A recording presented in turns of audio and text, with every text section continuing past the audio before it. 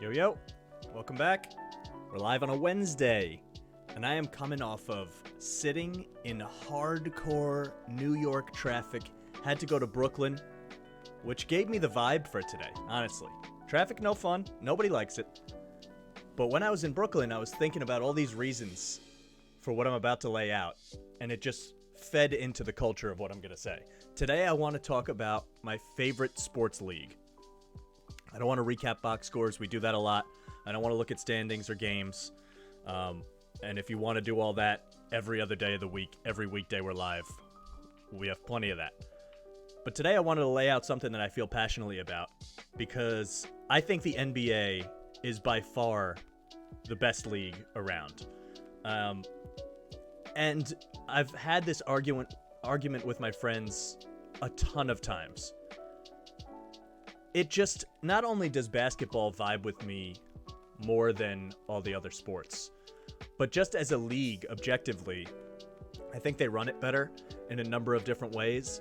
I'm not necessarily going to bring up stats and financials and all that kind of jazz like I normally do during this stream, because this is more just about how I feel, and I love to hear how other people feel. So if you're listening, comment either on the Twitch channel, MikeTheMush, or the YouTube, MikeTheMush, or I might put this one at the link_podcast. I'm going to put it on the link podcast. So if you're listening there, I appreciate you. Go and follow MikeTheMush on Twitch and YouTube, or at MikeMush Sports on Twitter and Instagram.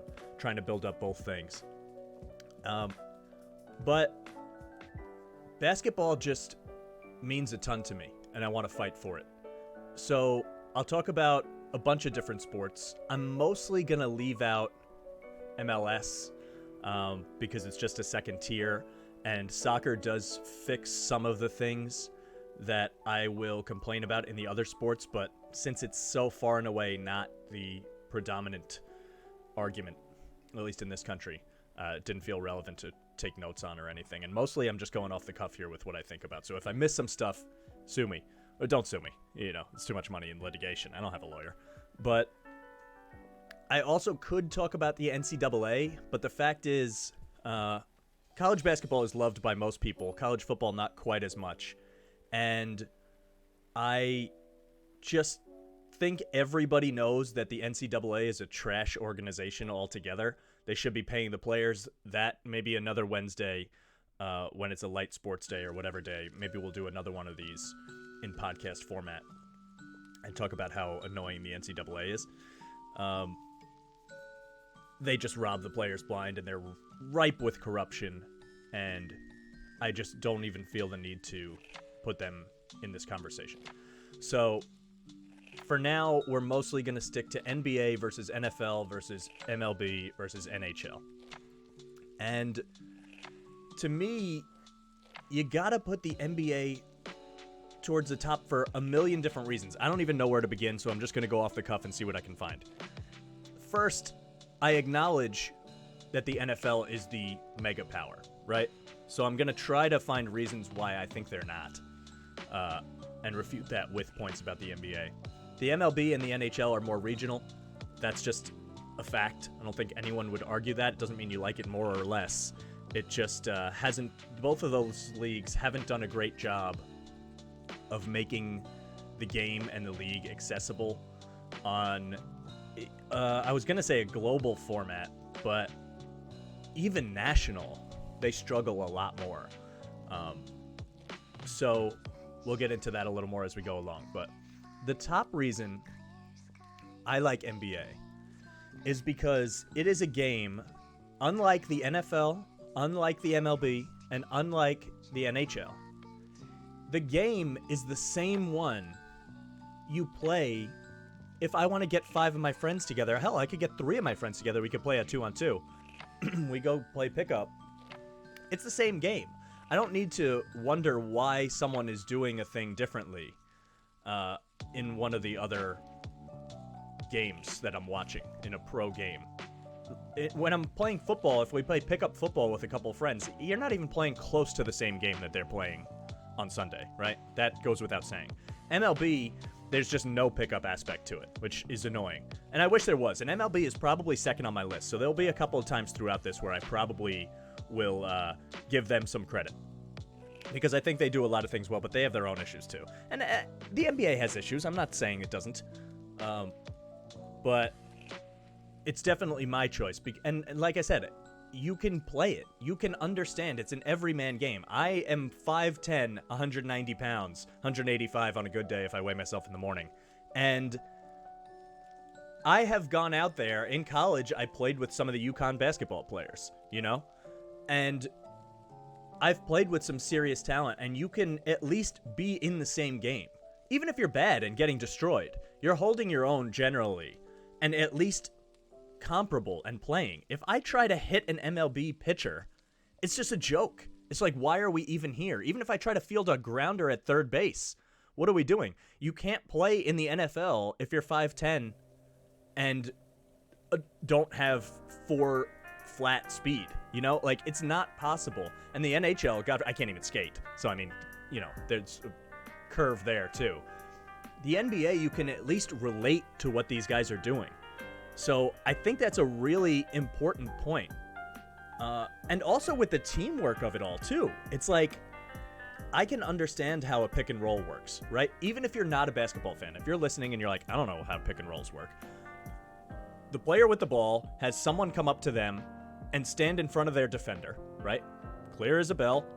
So they can get space and go the other way, and then that player who stood in the way just goes to the basket, and they force the defense to try to decide who they want to guard while they're moving around. You can figure that out when you're watching, just as a fan, even if you've never played the sport. I can't necessarily explain how a pulling guard runs around and opens up a zone blocking scheme in the NFL, right? I can't necessarily explain how to wait on a curveball when it looks like it's going to hit you in the shoulder and then drops into the zone. The NHL, I have a hard time explaining offsides to people that don't understand what's going on. That one, at least you can understand the teamwork of quick passing and trying to find an open person. At least they have that. But basketball, you really can understand the plays that are run and the strategies that are used. I think that's really important to making the game accessible to more people and more interesting. And you can still get into like pin down screens and analytics and all that. It has it if you want it, but it's not necessary like it seems to be in the other sports. So I think that matters. Also, personability in superstars. The NBA has this in spades. Everybody knows who LeBron James is. And yeah, everybody knows who Tom Brady is too. The MLB, don't even get me started. They have no ability to market their stars. Mike Trout is the best player that has played in maybe decades. And a lot of people wouldn't even know him if they saw him on the street. It's insane. They don't even try, honestly, to market stars because the game is so regional.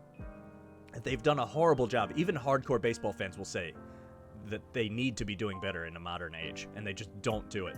The NHL just, frankly, isn't big enough, I don't think, of a fan base. Now, they have their own niche fan base, which is really rabid, which I actually really like about them. So they live in a smaller bubble, and it's split between the US and Canada, so they have their own struggles. But at least they have such a strong team dynamic that I can give them a plus there, even if they don't have the absolute superstars like the NBA has. But the NBA, and I think this matters, actually, you see the players. You literally see them, you see their personality, you hear them talk. The NFL, you don't see people's faces. There's a helmet on. That sounds so silly, but I think it really matters in trying to get to know these people. The MLB, like I said, they just don't even make any effort to do it. You don't hear anyone's voice. I don't even know what Mike Trout sounds like, and I'm a huge sports fan. I don't know if I would just know his voice if I heard it without any picture. And the NHL, they're wearing tons of pads and helmets and stuff like that too. So I don't know if that's a negative for the other sports because I don't know what choice they have. But the NBA has that going. It has some. You see them in a pregame when they come into the arena. They're wearing cool stuff. You want to see what they're wearing. They have style. They have a voice. The press conferences in the NBA are way more popular than any other game. If you watch TNT, or especially a playoff game, any national game really, but playoffs especially. You wait around. If you're a basketball fan, you watch, and I've talked about it with my friends a ton of times, about the press conference after, because you get to hear them actually speak. You get to feel like you know these people. And in the other leagues, it just feels like they don't care as much about that. Not that they can't do it. It's just they aren't giving the effort that the NBA is. The NBA, how hard is it to put a camera on the guy as he's walking into the arena to get the vibe of what the game is going to be like? It's not hard. Everybody can do it, and some of them copycatted the NBA and do it now. But they were definitely the first to do that, and it makes a difference to me.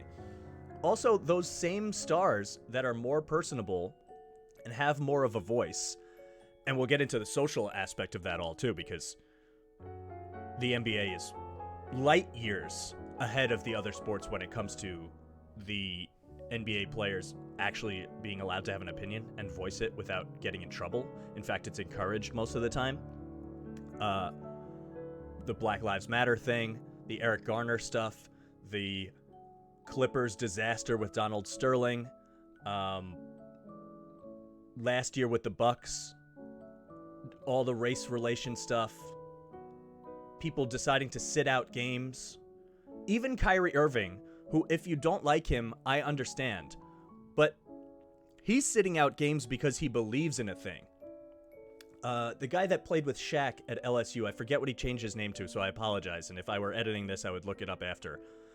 But Chris Jackson was his name while he was playing at LSU, and he left the league because and changed his name, and he just didn't believe in certain things, and it's something passionate about these players. And going back to Kyrie Irving, it's like, if he's your villain compared to the NFL villains who are murdering people and abusing women and still playing, not that it doesn't happen in all the leagues, but it's so much more prevalent in the NFL. And the villain in the NBA is just a guy that believes so much in his social impact, right or wrong, that he just doesn't want to play anymore because he's making this decision because he thinks it's bigger than basketball. That, if that's your bad thing, it's way better than the bad things in the other sports. So not only do the stars have more personality, and you get to know them better, and they have more freedom to actually be a person. Remember when Trump said shut up and dribble, and everyone was like, what? And LeBron just took him to task, and it was awesome. I don't see the fight back in the other places. And it exists, just not as much as in the NBA. They seem to, and the WNBA is really good at it too. They spearhead the social justice change stuff. And if that's too much for you, fine. But you have to at least acknowledge that it's cooler for the league to give them a platform to be a human being on top of an athlete. And like I said, in the NFL, I mean, you just have to deal with trash people a lot of the time. And the MLB, they just don't seem to have the voice. And the NHL, same thing. They just don't give them the microphone enough or the camera to make as much of a difference, both on and off the court.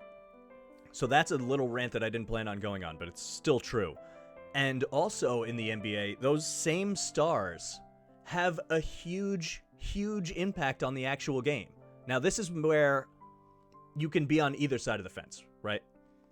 I get how you might not like how much impact stars have on the NBA, but it leads to a lot of good things also. For me, and we talked about this in one of the previous streams, which you can find on YouTube, Twitch, etc. MikeTheMush on both of those, that there's so much parity in the NFL right now that everything starts to feel a little more random, which some people like because you have a shot, the any given Sunday thing.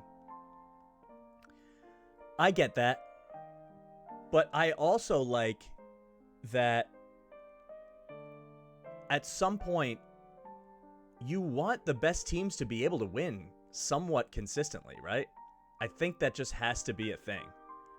And without that, you get what we're going through in the NFL right now, which might not last the whole season, you know, and previous seasons it's not necessarily true, but maybe I'm a prisoner of the moment here, but it's still true in the NBA. I just want the LeBron Jameses of the world to be able to go to the championship. Does that get boring for some people? I guess so. But when you look back in history, and we'll get into history in a second of all these leagues, I just don't understand why you want the worst teams to have a chance at winning the championship. That just doesn't make any sense to me. Whether it leads to dynasties or not, when the Warriors are dominating the league, I can at least go, well, yeah, they're better at the sport. Go figure out a way to adjust, put a good roster together to take them down. And it always happens. The windows always close. It's never forever. But in the NHL, for example, and their playoffs are great. Don't get me wrong. So maybe that's the wrong league to take to task, but more like the MLB, right? It feels like nothing matters. You just have to be hot at the right time. Were the Braves the best team in the league this year? No. We didn't get to see the Dodgers and the Giants in the World Series. And they lost. They deserved to lose. But there's something not as fun about that. Sue me. Again, don't sue me. I'm not a lawyer. If I want the best teams to be able to compete for the championship at the end of the year, that seems like what you want out of sports, right? Isn't that the whole point of competing? I just think that's way better. And the stars have a huge impact on the game, which you may or may not like, and it's the reason why stars get to move around different teams more often in the NBA, which I also kind of like, because it makes the offseason interesting, and all these trades and all this insanity and free agency and people choosing where they want to go. And I don't know when that became a bad thing. I don't want to see stars stuck on an awful team. I don't want to see Mike Trout having to play for a subpar Angels team for his entire career, and you never get to care about them. It's so boring to me. At least I know when a superstar goes to a team in the NBA, either they will be better, whether it's marginally or greatly, whatever, but at least they will have a huge impact on what's going on. And if they don't, then you know that maybe that was just a misstep and they weren't the superstar you thought they were. When Kawhi Leonard goes to the Raptors, they go to the championship and they win the championship. That it's attainable to know what you're getting out of a player and improve your team accordingly. You don't get that in the other sports. Maybe some of that is because only 5 people play at a time in the NBA. And you get some of that with the NHL too. You can take over. The Connor McDavids of the world can take over the game. And a ton more players, obviously. But in the NFL, there's just not, it's so much teamwork, which is a good thing. Like, I enjoy that. But it also lessens the impact of each individual player so much and forces so much what seems like unknown stuff going on to a casual fan that makes them win. Whether they have the right blocking scheme, whether the quarterback called out the correct defense and who the middle linebacker is going on, whether they were prepared enough in the 1 week since they played the last time. There's so many factors to understanding what's going on in a given game. If you remove a center from an NFL team, half the people, even people who love the game, even hardcore gamblers, even fantasy players, they might not even know that center's not playing. And yet, sometimes the whole protection of the offense will be screwed up. And you're like, why does this team look so horrific? Like when the Bills lost to the Jaguars, their center was out. He's still on the IR. They didn't know how to protect anything. And Josh Allen on the Jaguars outplayed Josh Allen on the Bills because they just weren't ready. They didn't have the right scheme ready. That can happen in all leagues, but at least in the NBA, you remove one player, right? You still have the core of what they want to do. And you can easily adjust based on who your personnel are. I don't think it's as easy to do that in the other sports. So I enjoy how much impact the star players and one singular person. If someone goes for 50 in the NBA, you're probably going to win the game a lot of that time. If you can't stop that player, they are going to beat you down over the head over and over until you adjust or bring in a different personnel or change what you're doing in some capacity. I don't necessarily feel that. You can get it with quarterbacks in the NFL. It's the closest you can get, and pitchers in baseball, and I guess goalies in hockey. But it's not every player. It's just like those players play this specific position that is so much more important than all the others. The NBA doesn't necessarily have that. It's just about your talent level. So I enjoy that. And if you view it as a negative, I guess we just don't relate on this. But when the best players can have an impact on the game and lead the best teams to winning championships, that's what sports should be about. That's how you build a good league. And it still stays competitive. And if you want to complain about the bottom teams being bad, then you can do that in every single sport. So there's no point in doing that. Another point I had was coaching. Coaching is so important in the NFL. And coaching is so pointless in the MLB. And the NHL is somewhere in between the two. and I don't have a strong enough take on that, but it's not what the NBA is. I like that coaches don't decide exactly what's going to happen in a given game in the NBA. They can make adjustments. They can have some level of impact, whereas in the MLB, it's like some coaches don't even manage anymore. The decisions for what the lineup is going to be and bullpen changes come from the GM on occasion. We're so far past managers having an impact on the game that it feels, I don't even know why they sit on the bench half the time. The NBA is a perfect middle ground because in the NFL, coaches have so much impact. They're actually calling the plays, and the play calls matter probably more than the actual talent on the field, honestly. And the offensive coordinator and the defensive coordinator, there's so much that goes into it scheme-wise that it's hard to figure out what you're watching because it doesn't necessarily have to do with, like, just go out there and be better. As we've seen, that doesn't always work in football. In the NBA, you get a good mix. I like that they don't fully decide the game. I like that there's not a specific play call for every single time up the court like there is in football, but they're not completely irrelevant either. The coaches still make the right substitutions. They have to deal with greater changes and adjustments at halftime, per se. Like if you see that you're getting beaten badly down low, you have to adjust your defense, but you're not going to do that every single play. When someone posts up and scores against you, you're not going to immediately double them on the next play and keep adjusting and keep adjusting. You're going to wait, you're going to give it some context, and then you're going to make your changes as you get into the stretch run of the game. It seems perfect to me.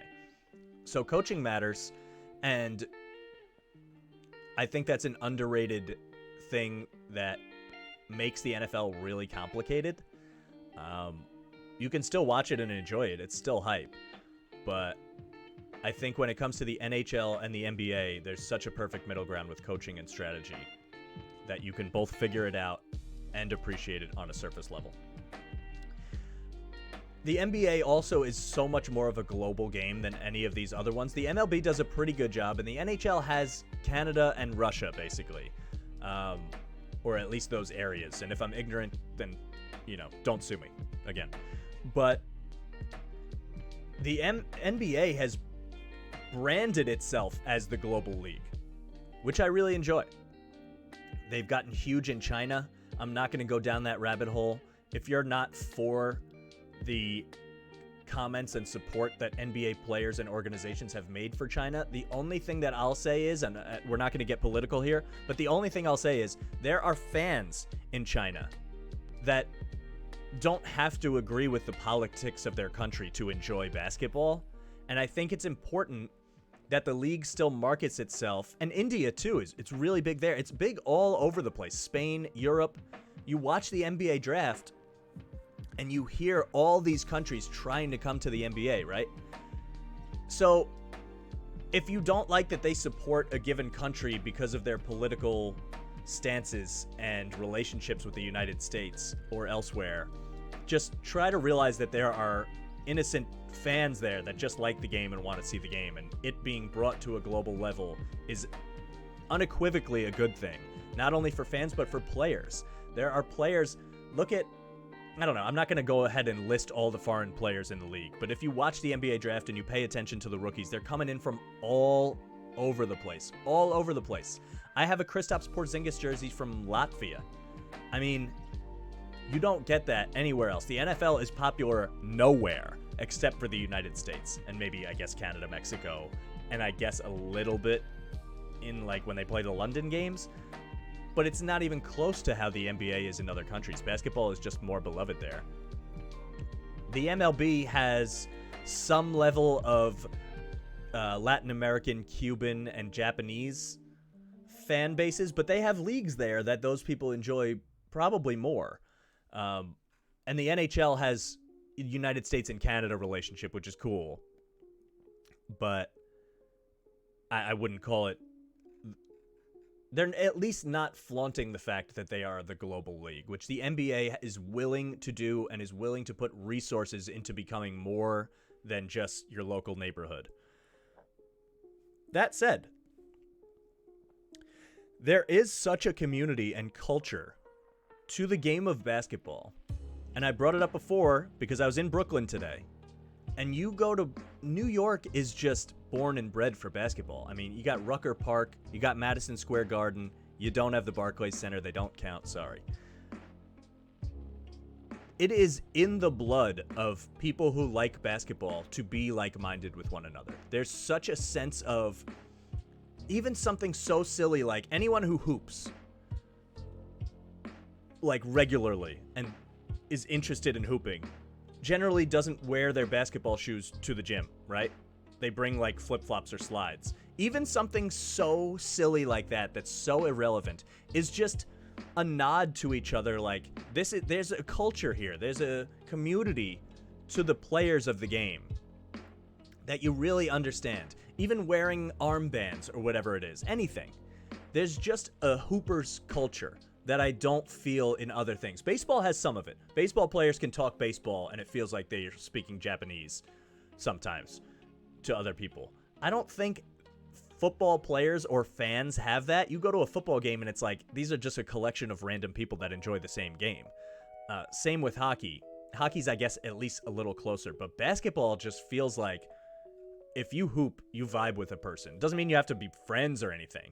It's just you understand the game on such a deeper level than fans of the other leagues.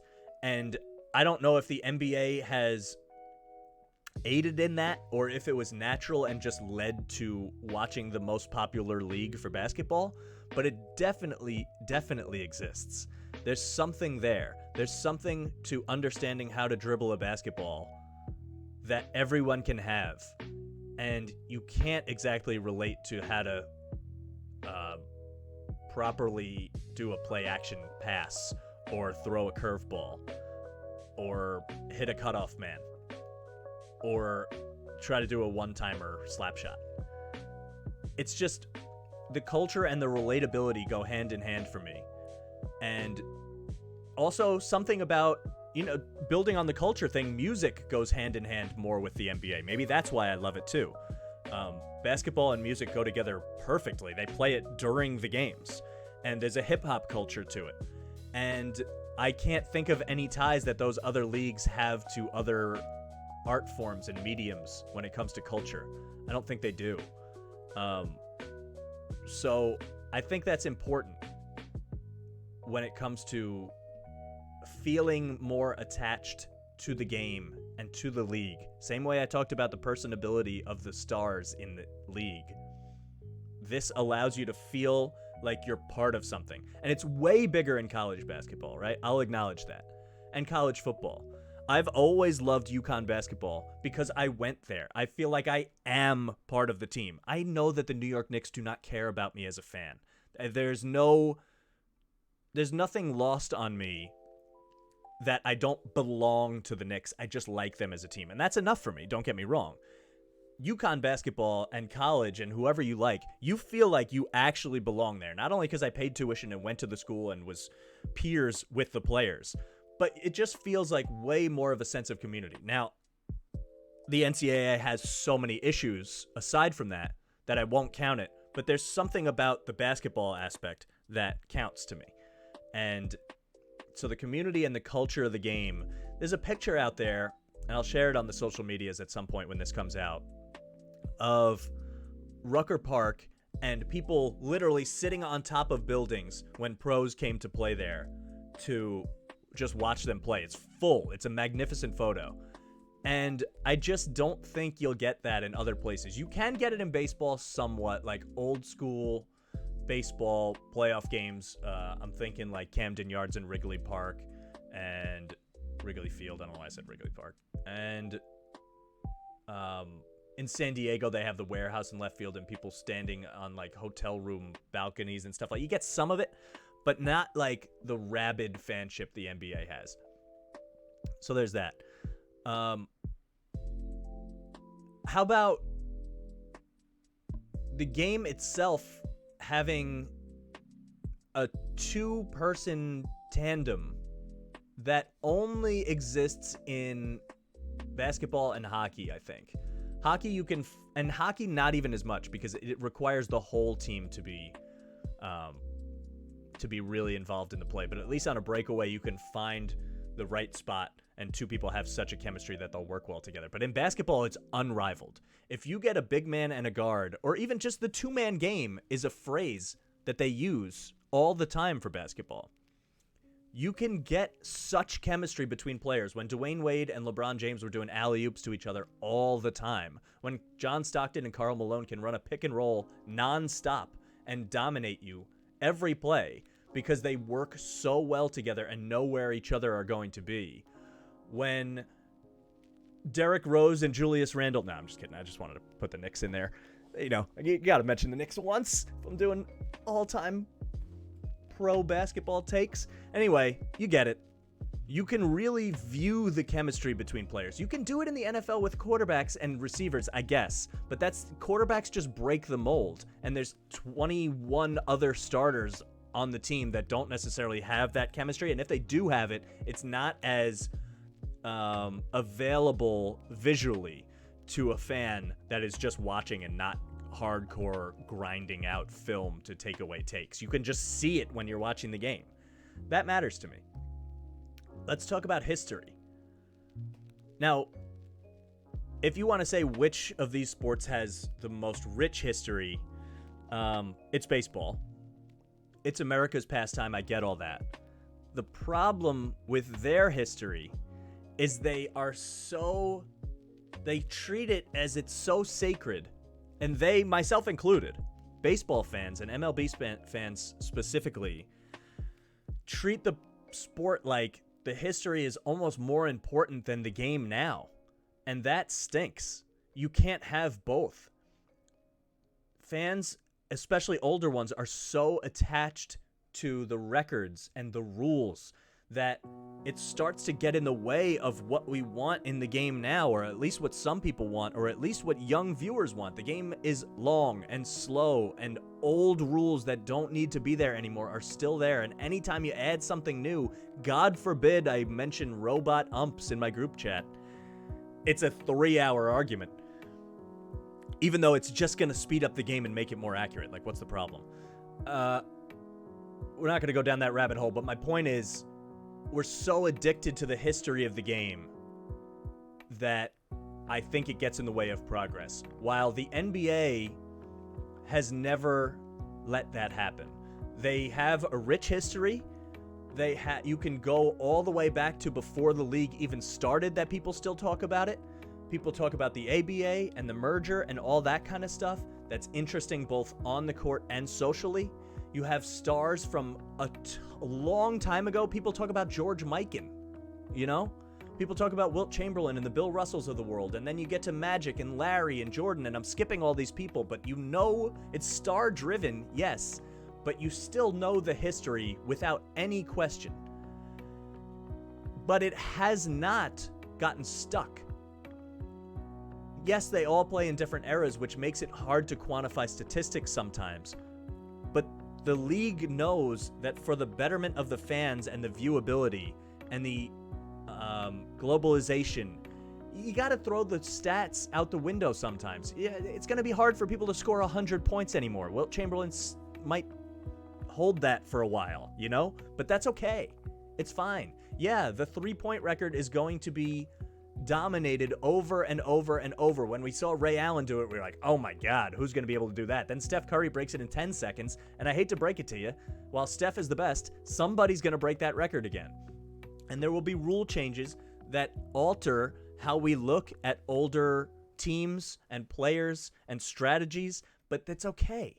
There's still a history that is strong while not getting in the way of progressing the sport forward. And that matters a lot to me. And I feel like while the history is strong in some of the other sports, the NFL has tried to change it, right? They have made a lot of changes that have changed the sport entirely. I just actually don't think there is as much of a rich history in the NFL as there is in the NBA. That might be a hot take, and maybe I'm just not as interested in it. But there feel like lost eras in the NFL. Like, you can go back to the Terry Bradshaws of the world, and before that, the Bart Starrs and the Roger Staubachs and Joe Namath Super Bowl III, and I get it. I get it. But I can't think of as many specific examples that span the entire gamut of the league's history in that sport compared to the NBA. And again, you can't relate to those times as much because in the NFL, the sport has morphed so much that it's almost unrecognizable from what it used to be. At least in the NBA, yeah, they're shooting more threes, and there's more space, and maybe back to the basket power forwards don't exist anymore. But it's still the same game. You can understand why those adjustments happened. The NFL just feels like, oh, we changed the rules, so now you can't defend as hard anymore. So now it just doesn't look the same. It's just a track meet. Whereas it used to be, run it 40 times in the rain and grind out a victory.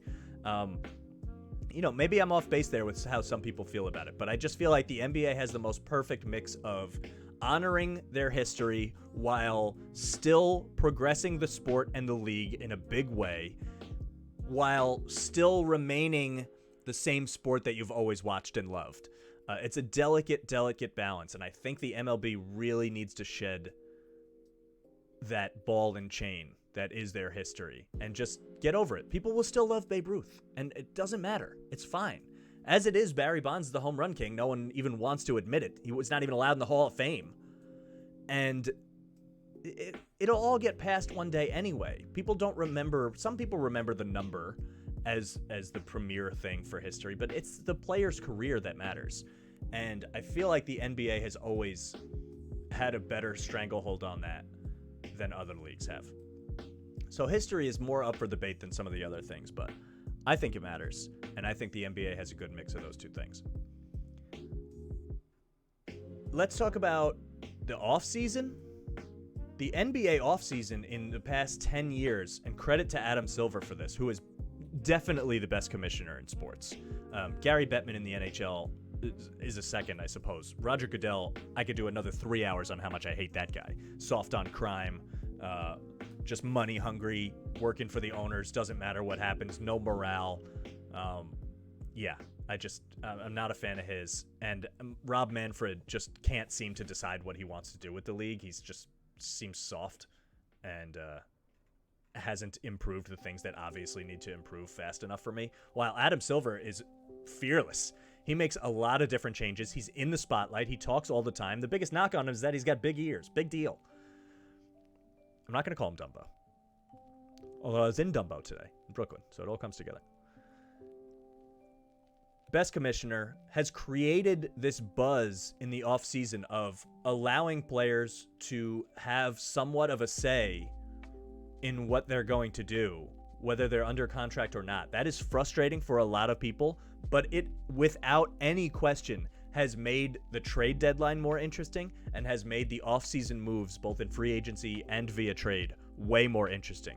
You have to be watching. The NBA trade deadline, stuff actually happens. The NFL trade line is like one deal and then it's over. MLB trade deadline is interesting, and they do a good job in the offseason too. They have the hot stove stuff, the winter meetings. I'm letting them off the hook here, even though I just ripped them apart for their addiction to history. But in the NHL, I mean, I don't know. And I know I'm ignoring it more than I should. It just doesn't feel as relevant in this context. They don't have any offseason buzz as far as I'm concerned. But the NBA is to the point where the offseason is almost as popular as the regular season, which I guess some people view as a bad thing. And let's talk about how much the regular season matters, because that's a big knock that people have on the NBA, right?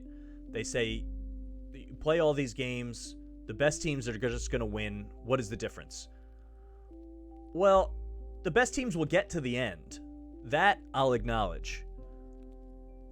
But the best teams don't always win. Last year, it was foregone conclusion. I had this argument with so many people that the Lakers and Nets were definitely going to get to the championship. They didn't. So you don't always know what's going to happen. And even if that is the argument, what I always said to them was, okay, so what? They have the best players and put together the best teams. Don't you want to see them play against each other? Isn't that going to be amazing? The NBA Finals is always, without question, awesome, because you're getting these powers colliding. So the NFL, the regular season matters too much, probably. I almost think, like, if you're looking at September football as the difference between a team making the playoffs and not, that stinks almost. So they go too far the other way, although I get it, 100%. I totally understand. The MLB, people have the same take that there's way too many games, and unfortunately you can't go the other way. Both NBA and MLB, I would chop 10 games off of at least in the regular season if I could. And the NHL, the regular season, really doesn't do anything. We know for a fact that as long as you're hot at the end of the year, you're golden in the NHL. Now, here's what saves the NBA in terms of regular season for me. Because if you hate on it, I totally get it. You don't want to watch. It's a Wednesday, and the Knicks are playing the Magic. And you don't care. Okay, that's fine. Here's what it does have in the NBA regular season, without question, every single night in every single game. Highlights. And marketing based on those highlights. You will watch a game. If you watch the whole game, you will see an unbelievable play from either a top player, which is very likely, or even some random players that you're like, oh my God, what just happened? The dunk faces on the bench are the best. When someone dunks and they're like, oh, it's just, and then you see it all over social media. The internet goes ablaze, whether it's for 5 minutes or the entire night with highlights. You don't necessarily get those highlights in any other sport as often. The NFL is so much more about who wins the game than it is a highlight play. You'll get some of them, but not every single night, many, many times across the league. You got to keep up with NBA highlights. There's so many of them. MLB, there's nothing to really highlight unless it's a walk-off homer. It's not a highlight game, which is an unsung reason why the younger fan base is not enjoying it as much, which is definitely quantifiable. And I don't know if they can fix that. That's just the way the game is. And the NHL has cool highlights. They do. They definitely do. So I'll give them that. But the NBA is like constant, nonstop. Once a quarter, you're going to get an amazing highlight or a highlight package.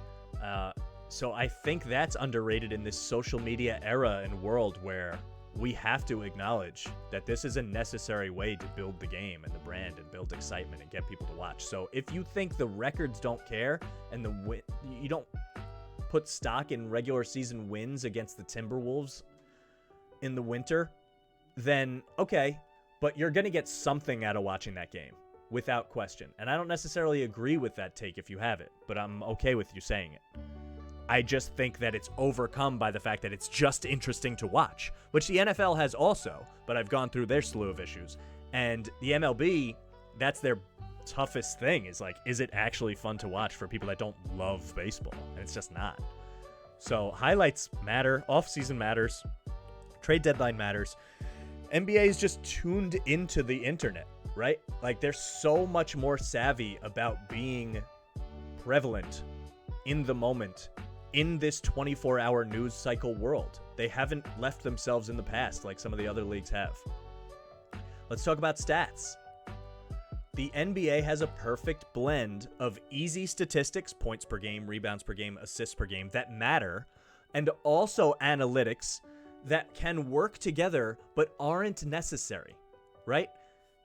The NFL is so hard to even get your hands on analytics that can have context and meaning for casual fans. It's not even possible.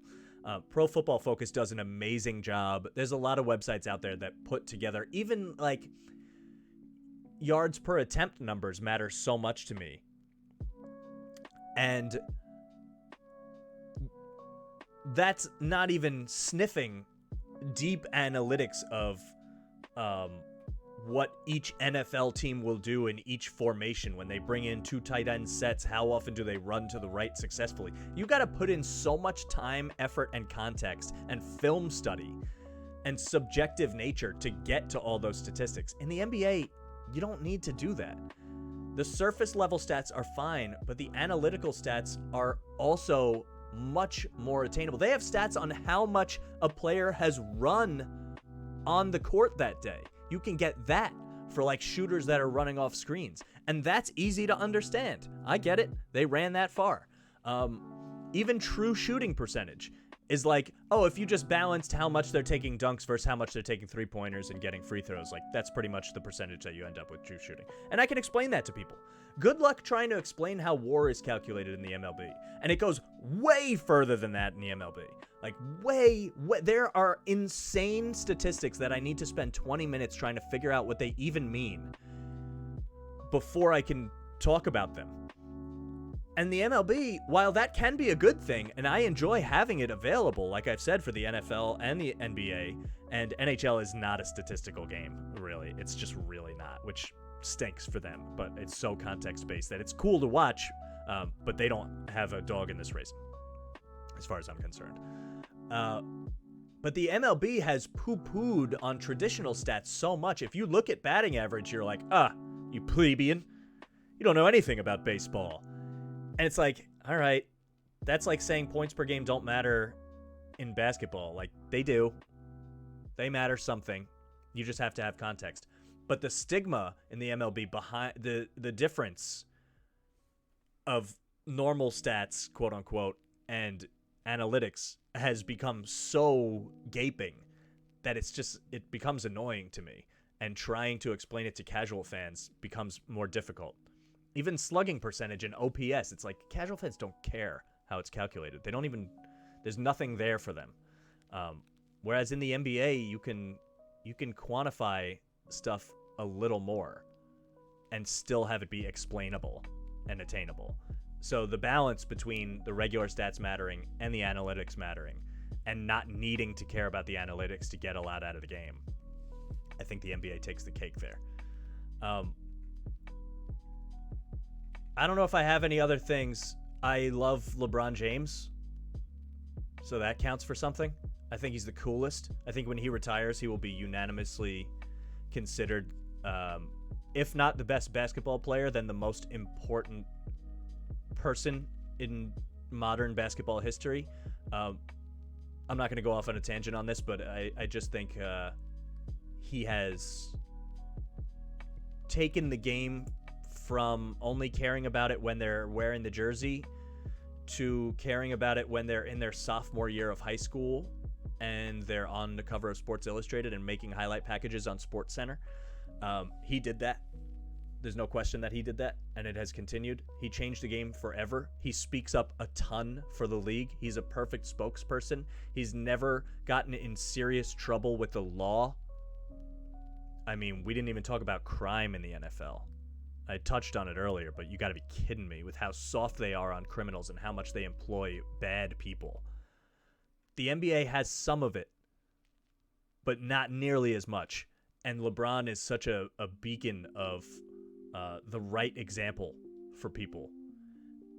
Almost the same way as Derek Jeter did. You kind of call him cheesy almost, and that's the knock on him. But you know what? If you're a cheesy good guy and that's your villain, as opposed to the NFL who has murderers on every team, then okay, I'll take the cheese.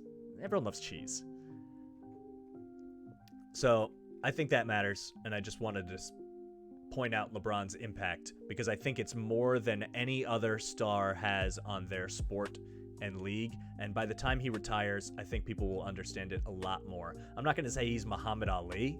It's not to that level, but I think he's closer to having such a social impact on the game and changing the league, especially with him changing teams. Like, he spearheaded all that kind of stuff, the super team stuff, love it or hate it. He changed the game without any question. Who in baseball has changed the game right now? I don't know if there's anybody that I would really say did that. And in the NFL, you can give some credit to, I guess, the quarterbacks that have started, Brady and Manning and Breeze a lot, that have started like putting up gaudy stats and really taken the game into a downfield throwing thing. But that to me has more to do with the rule changes of what the defense is and isn't allowed to do than it does with the play and action both on and off the field than NBA players like LeBron have. So go Bron. Haters gonna hate, but I wanted to put him into the argument. And Kemba Walker's awesome because UConn Huskies, we graduated together. He's a New York Knick now. It's all great. I mean, he got benched for rest when I went. You want to knock the NBA? I'll give you one. Load management is really annoying. If you're gonna go to a game and not see your best player all the time, that stinks. And the MLB has it built in with pitchers and stuff. And that's at least fine because there's nothing you can do about it. And the NFL is more of a Warriors mentality, and the NHL is the best about this. They're going to have a broken leg, you're going to go see him. So if you want to hate on the NBA, the one spot to do it is that they just rest their players more. And I think that's just going to be something they're going to have to figure out league-wide. Maybe they do go down to 72 games to avoid that from happening, because I do feel like it's a problem. So I don't want to go on forever about this, but I really, really could. And if you have comments, I urge you to send them to @MikeMushSports on Twitter and Instagram, or come to the Twitch chat, twitch.tv/MikeTheMush, or follow me and subscribe on YouTube, MikeTheMush. All of it. Put comments on the video, however you can, and I will definitely acknowledge them on stream, so you can come back and we can talk about it more on one of the other days. We're live every weekday around 5 o'clock Eastern. The schedule is on the Twitch page. We have a Discord that you can join, and we're going to do voice calls with people, almost like an old school radio show would. Not old school radio show, they still do it, but, people don't listen to terrestrial radio that much anymore, as far as I'm concerned. So there's a link to join the Discord on the Twitch page. You go to the About, and then you'll see the tab there. Join in that. And then if you have a cool take in the chat on Twitch while we're live, I can pull you into a voice chat and we can talk about it. So we have a lot of ideas. We have a lot of cool stuff. Still getting this thing rolling. I appreciate you for listening to me rant for longer than I figured this would go on for, especially with no real notes or statistics to play off of, but I think I nailed it. Basketball rocks. It's the best sport. It's the best league. Come at me. I want to hear your arguments for something else. I really do. It's just football that it has to tangle with, right? And, they're watering down their dominance of a single day. That's what makes it cool. Sunday football. I get it. It's awesome. But Thursday night football is awful. And what next? They're going to do Tuesday eventually, probably. It's going to be every day eventually. They're so money hungry that I think they're watering down the biggest thing that they have going for them. Monday night football stinks too compared to anything else. So you're not going to get rid of it. But I don't know. Just wanted to slip that in there. Anywho, it's been real. Before we wrap up, I want to talk about picks. I owe you a pick. We do picks every single day, if we have any. If we don't, trying not to force it. But I do like a 3-team NBA teaser tonight. I rarely do teasers in basketball because I don't think the points are as valuable as they are in football. That goes without saying. But this one I just felt was pretty good. Last night, if you watch the stream, and you can go back on Twitch or YouTube and get it now if you're interested, but we took Duke minus 19.5 against Gardner-Webb. Gardner-Webb was in the 200s ranked according to KenPom.com, the best rhyming website around. And to me, Duke is a championship contender for sure. They won the game by 38. They were up by 40 at some point. So I thought that was an easy one, and it sure was. We're back on track. We got wins. And tonight, the NBA teaser, you get 5 points on this, and it comes out at about plus 140 or plus 150. It depends on where you're putting these wagers in. But you can get let's see what we have here. The Bucks are home -9 against the Lakers. You can get that, and you can tease it down to, I think I got it at 3.5, but you can get it at 4 probably. You can take the Suns home against the Mavericks. I think those are just 2 games with good players. By the way, Chris Middleton's back for the Bucks if you are worried about their depth, and LeBron is not back for the Lakers, and Russell Westbrook will turn it over 1,000 times, so I'm not worried about that. You can get the Suns home against the Mavericks, who I think are not good, and Luka is injured. I don't know if he's going to play, and if he is, it looks like he's going to be a little hobbly. And you can get the Bulls, who are plus 1.5 against Portland. Vucevic is not playing, but you tease that up, and you get it at around 6. So my final totals were Bucks -4 home against Lakers, Suns -3.5 home against Mavericks, and Bulls plus 6.5 on the road in Portland, who has underachieved to this point, and I don't really believe in them. I think the Bulls' money line is a good play. I think you could win that, too, at plus odds. But if you take the teaser, you get around plus 140, I got it at. So stay tuned. We will lead with that tomorrow, and we'll see how it went. We will recap some basketball. I'll touch on college basketball, which we haven't gotten a ton to this week yet. And what else? Thursday night football preview. Falcons and Patriots. We'll talk about that as we lead into football again. And then Friday, of course, will be full football picks, as we do all the time. And we're going to win. But we're humble. It's a hard game. But the football gods are going to smile upon us this week. There's no question about it. First, basketball. All basketball. Had to make an NBA pick tonight after doing this whole rant. Come on. Have to do it. All right. That's it. See you tomorrow. Peace out.